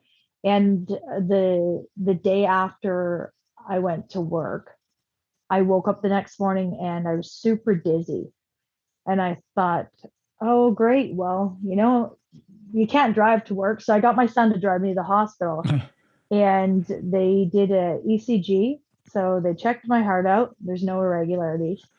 They did my blood work. My blood work is great. And they took an x-ray of my lungs, which didn't show any fluid in my lungs. So as far as anything else contributing aside from the toxicity and the underlying issues with chlorine that I have, Yeah. other than that, there's no obvious wear and tear from doing, 40 iron distance triathlons in 1 year. My knees don't hurt. My shoulders are great. My blood works great. So yeah, but It's what is what what it is. what are you gonna Yeah. do without another pair of lungs? And am I willing to Yeah. put my lungs back into chlorine ever again? No, Mm. no. I won't even go in a hot tub. I'm done. Just Yeah. my body reacts very adversely around chemicals. Yeah, Yeah. it's hypersensitive now, and why keep torturing it? Hmm. So Yeah. No, yeah. you got to do what you got to do. You got a long life ahead of you. You can't sacrifice it for another DECA. Yeah. So, Uh, maybe some long distance lake swimming. Who knows? I don't even like swimming, but I love challenges, Larry. yeah. Well, we'll get to that in just a second. Well, with all of these races now in your rear view mirror, one of the things that people are listening to this podcast for is they want to know what their next challenge is going to be, and some that are doing 5:15 distance are definitely looking to do doubles and triples and maybe decas as well. Can you tell us what was your favorite race and a little bit about why? One of my top favorite races was the Switzerland double deck in 2023. The backstory is that organization had changed hands. Norbert Lufberger, he, I just butchered his last name. I hope he forgives me. Um, he had kind of put that double deca together because the athletes really wanted one. He didn't have nearly the volunteer base based on the fact that it was last minute. And he had really put that race together out of heart and soul. So for us to be able to even get to that race as athletes and to have that race offered was an absolute miracle. That made it special to start out with. Secondary, my son was able to go as my crew. We had days, days of rain, and it was a combination of the other athletes coming together and helping me, and my son being there. I can't tell you what it's like in temperatures of 9 degrees to come into a tent for your sleep, everything you have being wet, and to wake up and know that everything that you're going to put on clothes-wise is also going to be wet because you've exhausted your dry clothes, and to put on a wet jacket and go back out into the rain and cycle. Oh, that tests your character, Larry. You know, there's one of the most unique little things I can say is there's a time in Switzerland that we had a lot of snails. It was just like a snail extravaganza. They're crawling all over, slugs and snails. Yeah. And my son, forward thinking, at that point we didn't have salt. He went and sprayed his cologne around the outside of the tent, and not one of the slugs came into the tent because Oh yeah. they were so repulsed by the obviously chemicals in the cologne. It's a laughable moment looking back now, but that race was really hard fought for. Yeah. And in the end of that race, when the team from Lithuania found out that I was going a week later to start another double decker in Mexico, they were taking bets that I wouldn't even make it through the swim. And so there's so many special things that made that race really precious. But yeah, that was a great race, and to have my son there and celebrate that together was special. Yeah, having a family always makes it extra special. Mm-hmm.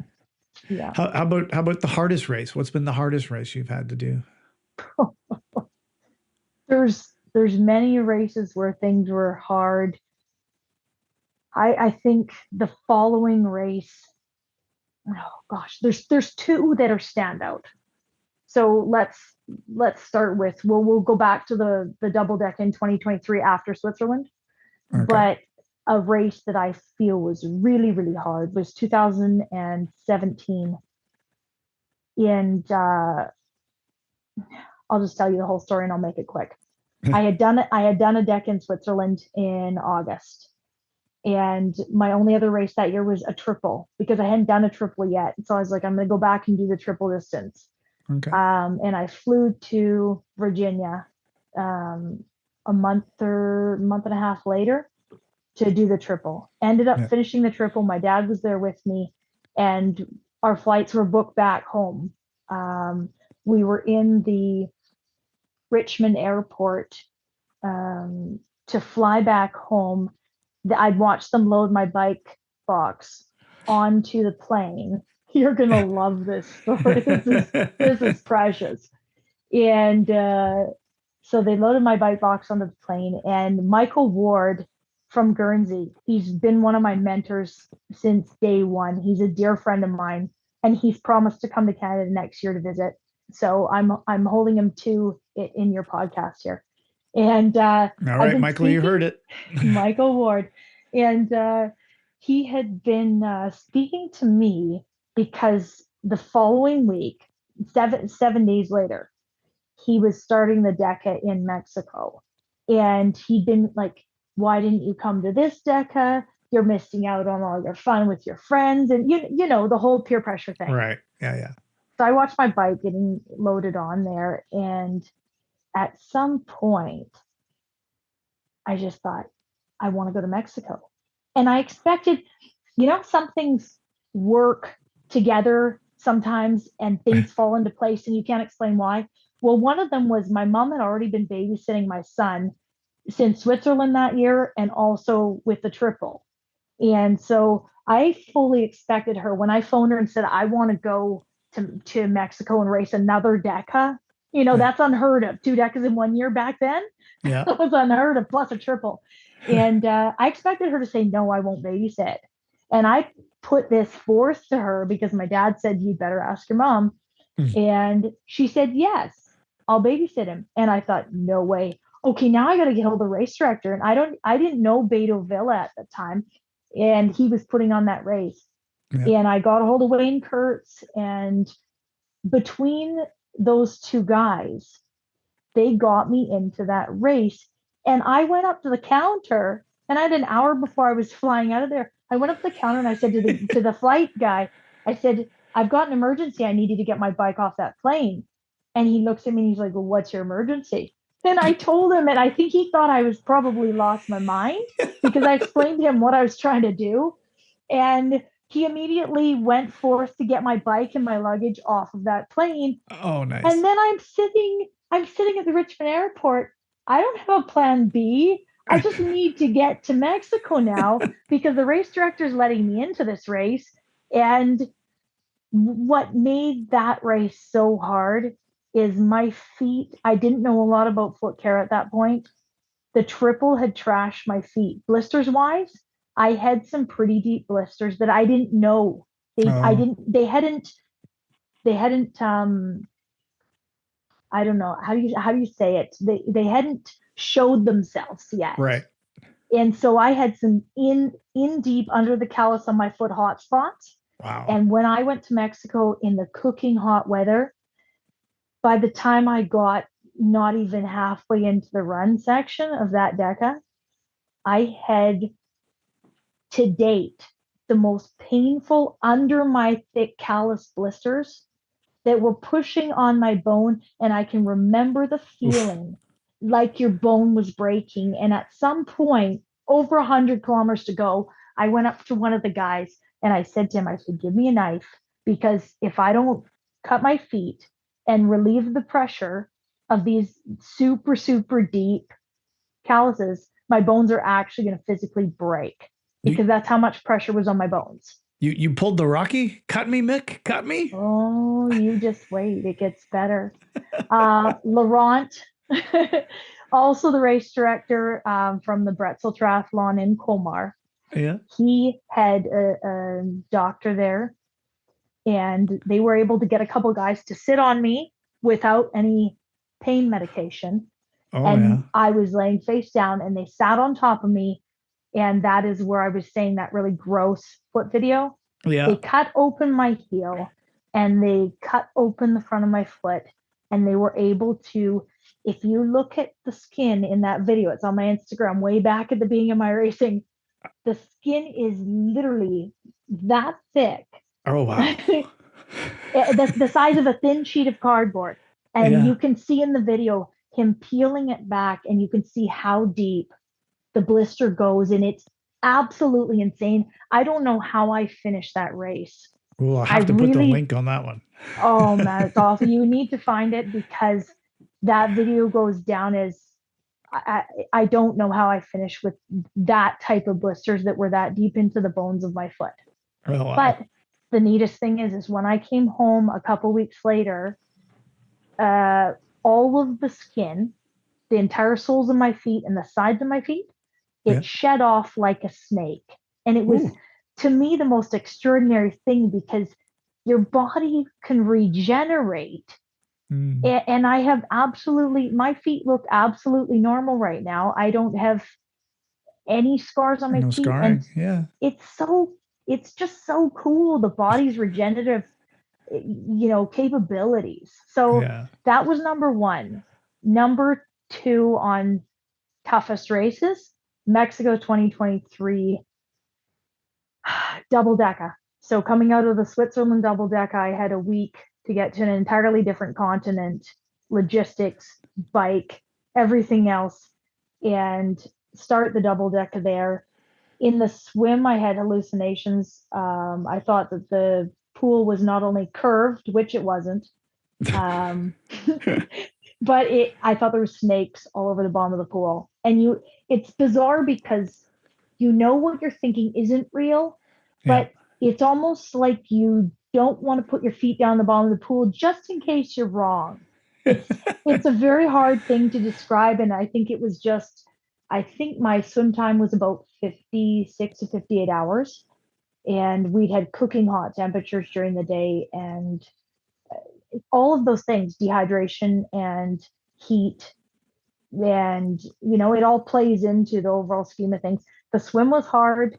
I got onto the bike, and my first crash on the bike, I'm not typically a crasher, and that was the first crash on the bike. And I was going along in the evening, and I had a bug fly into my eye, and I reached up split second to try and brush it out of my eye, and that caused a tiny bit of a swerve in my tire. Right. And I caught 3 or 4 inch curb. I caught the curb, and next thing I know, I went flying over, clipped in, flying over the handlebars, the bike following me, and it was dark out. So I didn't realize I'd gone down this embankment and landed within 6 inches of a cactus. We're not talking a little cactus. We're talking about a really high cactus. Oh, yeah. And I'd taken Sounds a like a lot cartoon. I'd taken a lot of skin off my knee, split my knee open, and taken quite a bit of skin off my leg. And at that point, in the crumpled position I was in with my bike still clipped in over my body, I just thought, I'm too tired to deal with this. And I don't think I passed out on impact. I think I actually was just too tired to deal with the monstrosity of the situation, and I just went to sleep. And so, no, Seems I like don't a know. reasonable time to have a nap. I was just, I didn't want to know, because this is my second double decker this year. I didn't want to know if I'd hurt my shoulder or want to know if I had wrecked my race. I just wanted to have a Right. little sleep and then face the challenges at Deal with hand. And I don't know how long I was there for. I don't imagine it was very long, but Heidi Lindemann, she was also racing with me, and she's a nurse. And she saw the flashing light, I think, of my back of my bike, and immediately realized there's a situation at hand, Yeah. and hauled me out of the ditch. And thank God she took some pictures, because we could actually send them back home and also see where I was missing skin. And I remember having an argument with her because she's trying to get me to go back to the main area. And Right. I'm telling her, no, it's like, I didn't want her to question my functionality, and that I was in my right mind, like I hadn't been smacked in the head. And so I was arguing with her, saying, I have to finish my loop, because if I go back now, then I'm cutting course. And Right. so I very stubbornly continued on to the checkpoint at the end of that loop where the timing chip is. And she was all, I think upset with me, because she thought I'd whacked my head harder than I did. And, here I've got all these missing pieces of skin.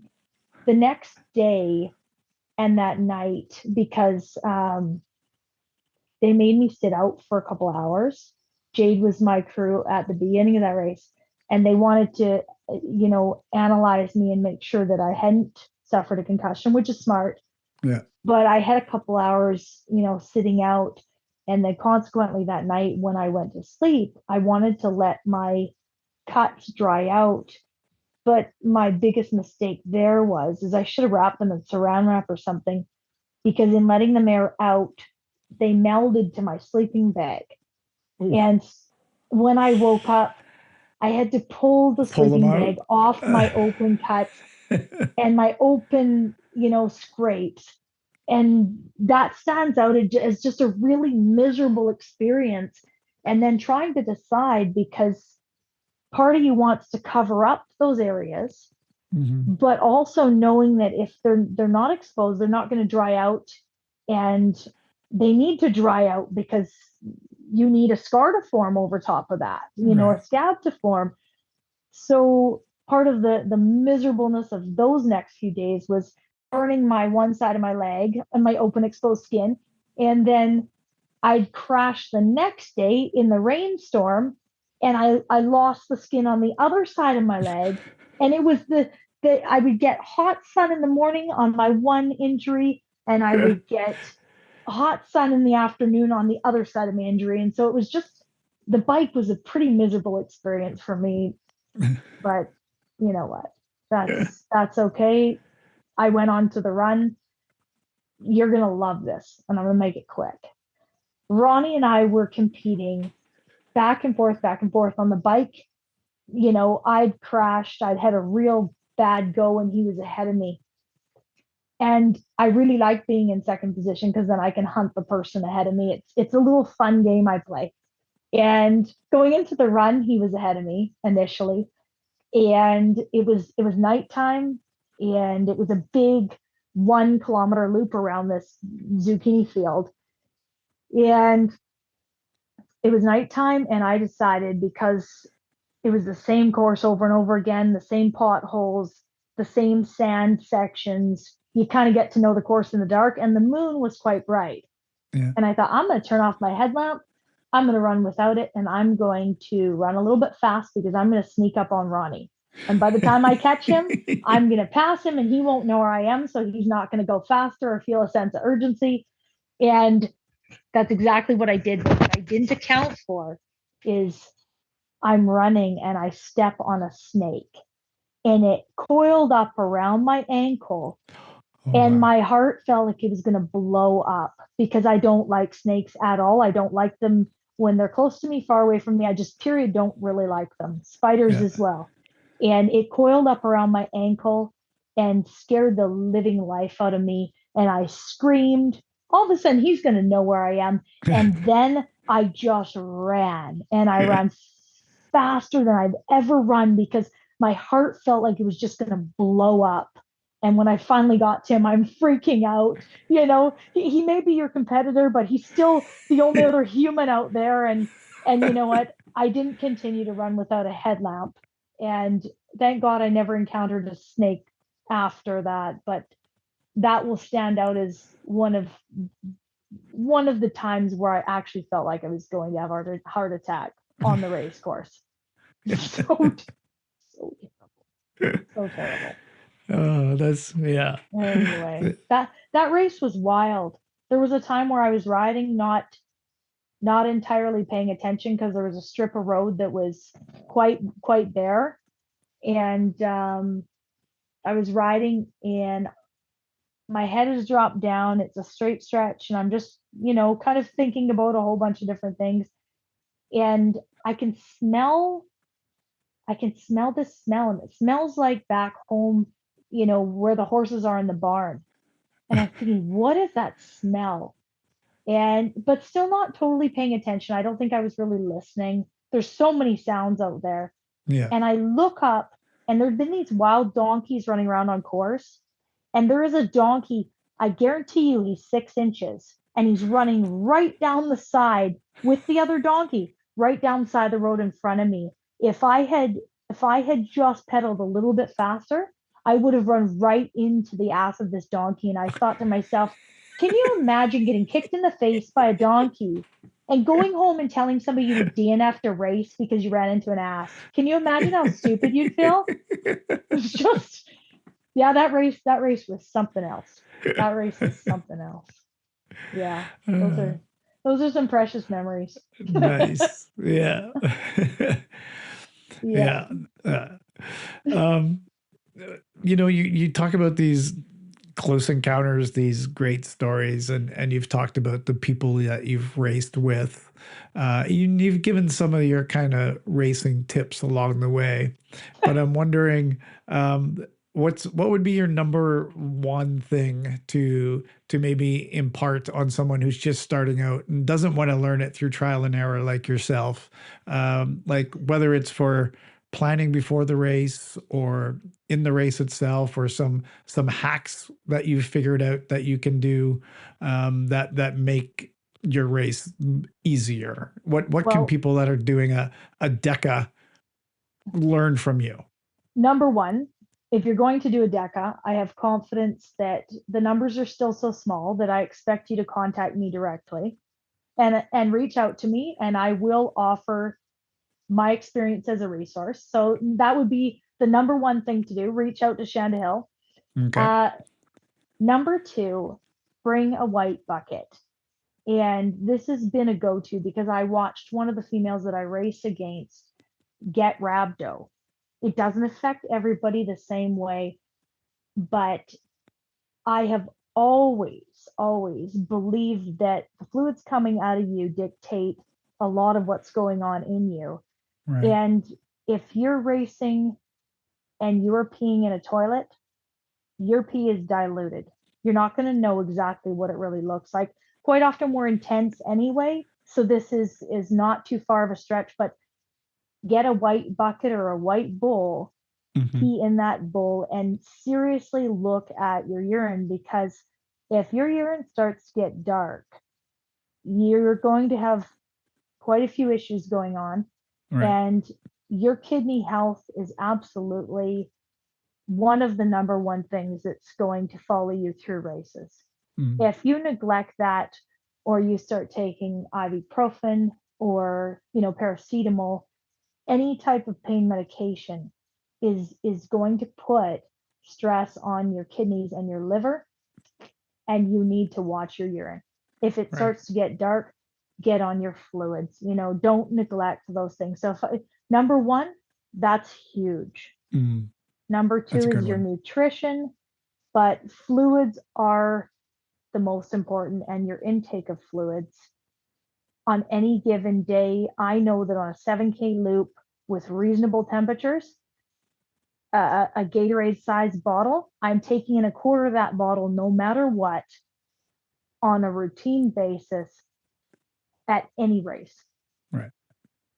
If you're not peeing, you've got one of two factors going on right away, and that's either dehydration or your electrolyte balance is going to be out. Right. So get on your electrolytes, because your body, if it doesn't have the right amount of salts or potassium in it, it can't release the fluids. Then you're going to puff up. Right. You're gonna get that bloat belly. That's a big deal. So that, if I can impart just one thing, that's a big deal. And I was also going to ask about some of your training techniques, but from what I've understand reading about you, you don't actually train. Can you like resolve that for me? Well, I have experimented. I mean, some people would say oxygen therapy. It's 30 minutes 2 times a week. You could say that's training per se, but I don't know if that goes a long ways. When you're doing a DECA and those kinds of distances. Before Italy, I rode my bike, 2 or 3 times period, no more than 120 clicks ever. And my thoughts are, having a job like landscaping, any type of physical job, working outside in the heat, all of those things, lifting stones, pushing a wheelbarrow, digging things out, all of those are a cross training of sorts. Yeah. And so many times I would treat my job like it was a race. So if an 8-hour day was great for everybody else, I would see what 10 or 12 or more hours felt like. Yeah. And if I went home after 8 hours, I would continue that at home, and just treating everything else I did like, is this benefiting me in my racing? So it's not training per se, but it's training of the brain. And if I could impart that, there's so many other ways to train outside of the training, because how do you train for distances like the distances that I've done? I think if I was to train specific swimming, biking, running, I would be worn out a long time ago. Yeah. I wouldn't have shoulder sockets to swim on. So within your job, you're getting your functional strength training, and then you're just taking that and building in your aerobic capacity and working with the oxygen therapy and going with that. That's if I could say to somebody, they're like, I don't have time to train per se. Yeah. Treat every activity you're doing like it's, give it your 100%. Yeah. And train your brain. When your brain's tired, well, you know what? It's going to be tired during the race. And I say this, maybe it's worked for me, and I'm not saying that anybody else should do this, but I always figured if I could make everyday life, in essence, make it so miserable and so hard that when I went to a race, the race felt like a vacation. Right. I'm not kidding you. If you can manage your time at home, if you can pull a 14-hour day, if you can manage your home life like you are running that race already. So when you get to race it, it feels like a vacation. I say it lightly, but Yeah. you can really love and enjoy that experience to its full capacity. Mm. And it probably lends itself to the idea that so much of endurance racing is mental. That 100%. maybe the body training is really a small part of being able to be mentally tough enough to finish it. I think on races where, I mean, Italy is a perfect example. I think you're training as you go. You know, Yeah. maybe it's to my benefit that I spent a lot of time resting outside of racing. I wasn't sleep deprivation training. I was sleeping 8, 9 hours a night because I needed that to be able to function at work. Yeah.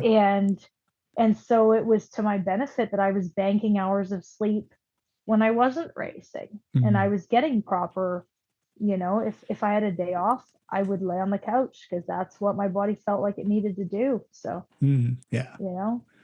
But That being said, is there a story about you cross training by also wrestling an alligator?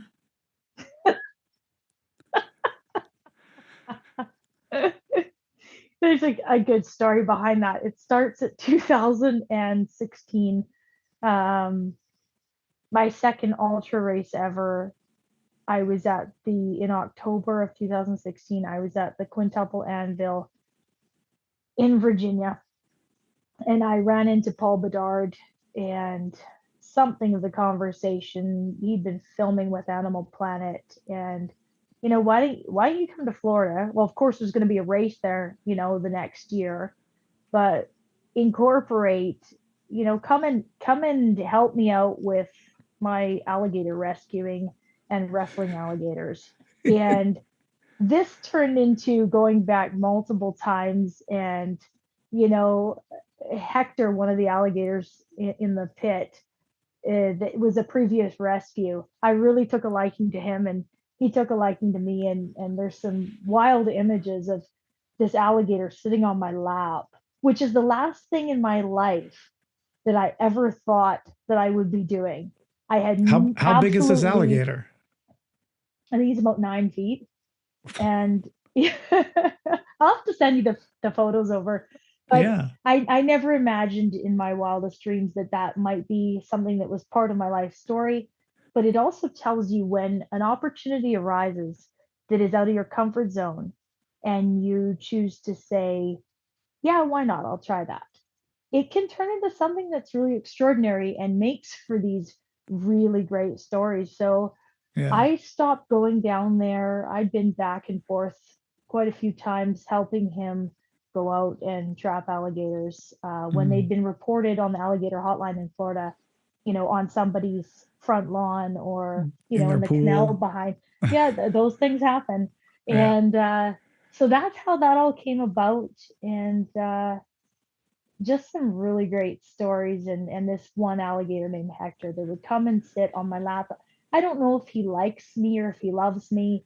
I don't know if he even cares about me, but I was warm, and he would always come over, and he would let me, if I was petting him right behind his eyeballs, he'd close his eyes, and it looked like he genuinely was happy to be Wow. there. And those are experiences that I don't even know what to make of those, but they're standout. That was a special point in my life. So Yeah. maybe in the future I'll go back. Well, speaking of the future, with retirement here from these ultra races, what sort of new challenges are you going to put yourself into to get out of your comfort zone? What are you looking at in the future? Do you know what my biggest challenge has been? I came back home, and it's busy season for Rancho right now. I went to work the next day, and the biggest challenge has been saying, I'm going to sit on this. I'm not going to commit to anything. I'm not going to jump into what's next. I'm going to sit quietly. I'm going to listen to my body, and I'm going to really give this. Larry, I have been going nonstop since 2016, except for COVID, where I lost 3 years of racing. So if you count that in total, I've been almost 7 years of going, what's next, and never anticipating that each year would get a little bit crazier than the last. Right. And so for me, the greatest challenge I'm facing right now is putting my hands under my butt, sitting on them, and going, I'm going to learn to just sit in this non-committal phase Right. and contemplate all kinds of things. That is a huge thing, to just sit on your hands and go, I'm not going to commit to anything. I've had many messages from many well-meaning athletes saying, come do this or come do that, or do adventure racing, or plan an absolutely insane race. Marius said that before I left Taiwan, we could Right. plan something bigger and crazier. Sure, we could. And it's a great idea. But I'm sitting on my hands right now and I'm just going, I can't believe the pace that I went at. Yeah. It's Well, that's amazing wow. because most of the athletes that I talk to, Mm. they immediately go into depression when a race ends because they don't know what that next thing is. If they don't know what that next thing is, like as soon as they've reached that goal of that race or that thing, if they don't have anything planned after it, it's like a dive. And it sounds like for you, it's been the exact opposite. It's just been load off the shoulders. I think that I would be in denial if I said I haven't had moments of real sadness, because I see competitions coming up and I know these people I love are going to be there. And there's a part of me that just wants to be there with them, even if I'm not competing. And at the same time, just like a grieving process, when you Mhm. lose somebody, I think it's very, very intuitive and it's very healthy to face all of these feelings and try to understand them, try to learn from them, and say, like, it's okay. Yeah. I still have all the other parts of my body working great. And if I can get my lungs, put them through oxygen therapy and get them to a point where I'm comfortable running again, then I'm still so far ahead that I have my health in all the other areas after everything I've done. I'm a lucky SOB. That's what I am, you Yeah. know? So it's okay to sit and marinate. My time clock has been off since Taiwan. Mm. It is the 11th of December, and I came home on the 25th. I've been waking up at 3 a.m. every morning with absolutely no rhyme or reason. Right. And rather than fight it and try and go back to bed, I've been going to sleep about 7 p.m. at night. But when I wake up at 3 a.m., Larry, I do something that I love more than anything, and I bake. And I bake Ah. cookies and I make bread. And the people at my workplace are being fed copious amounts of food simply because I'm immersing myself in the pure enjoyment that I lost a little bit of by going, Right. and losing myself in 1940s and 1950s music. And I think my son probably puts his earplugs in when he goes to bed, Yeah. but he says it's okay. So I Yeah. wake up. I wake up at 3 o'clock and I bake and I make cookies and Yeah. bars and I work with chocolate, and it's all before I go to work in the morning. It's just beautiful. Yeah. It's such a beautiful process. So, That's great. yeah. Well, maybe that's one of those things that you were giving up all those years when you were doing your races that now you can go back to enjoy. Yeah. I'm just gonna feel all of the feels, Larry, Yeah. while I'm in these moments. And Yeah. when the right thing presents itself, then who knows? But I'm not planning it yet. Okay. Well, when you do plan it, let us know, and we'll we'll let everybody else know through our social media that you got something coming up. Maybe I'll become a hermit. Oh. maybe this will be the last podcast you ever hear. Well, we hope not, but thank you for coming and doing the podcast. It's been extra special to have someone 515 adjacent, way more than 515, come on the podcast, and that's part of the new extension that I'm trying to do with the podcast this year. So thank you very much. Larry, I'm glad you're doing something that you seem to be enjoying, and I do wish you success, and get a hold of Jorge Rodriguez and speak to him, because he is absolutely lovely. All right. And Michael Ward too. You tell him that he'll give you an interview because of me. All right. We'll give that a shot. Thank you, Larry. All right. Hey, thanks a lot. You bet. Hey, if you liked what you heard today, please tell a friend and be sure to subscribe wherever you get your podcasts. We'd appreciate it if you'd rate and review the show while you're there. Drop the names of the people you think we should interview, and we'll get in touch with them and make that happen. Thank you for listening to 515, the Ultra Podcast, a production of 55 Enterprises.